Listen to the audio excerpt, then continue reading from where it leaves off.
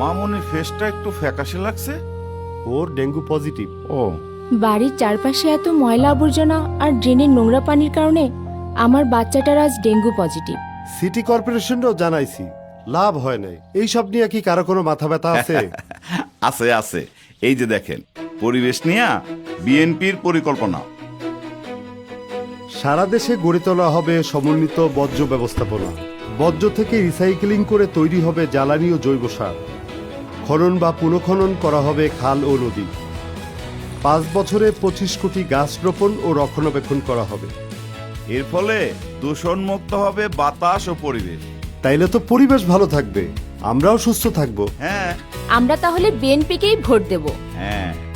পরিবেশ ও জনস্বাস্থ্য রক্ষায় ভোট দিন ধানের শীষে।